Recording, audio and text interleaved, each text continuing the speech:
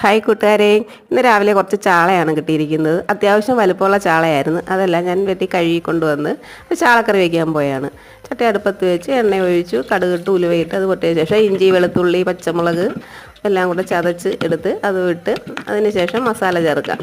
മഞ്ഞൾപ്പൊടി, മുളക് പൊടി, മല്ലിപ്പൊടി, ഉലുവപ്പൊടി ഇത്രയും ഇട്ട് അതിന് ശേഷം പുളി നേരത്തെ വെള്ളം ഒഴിച്ച് വെച്ചിരുന്ന് അതുകൂടെ ഒഴിച്ചതിന് ശേഷം ഇച്ചിരി നേരം അരപ്പൊന്ന് വേവിച്ചെടുക്കണം. അതിന് ശേഷം കുറച്ച് തിളച്ച വെള്ളം ഒഴിക്കണം. തിളച്ച വെള്ളം തന്നെ ഒഴിക്കണം, കറിക്ക് എന്നാലേ ഒരു ടേസ്റ്റ് വരത്തുള്ളൂ. അതിന് ശേഷം അടച്ച് വെച്ച് തിളച്ച് കഴിയുമ്പോൾ ചാളയിട്ട് ഒരു 10 മിനിറ്റ് കഴിയുമ്പോൾ ചാളക്കറി റെഡി.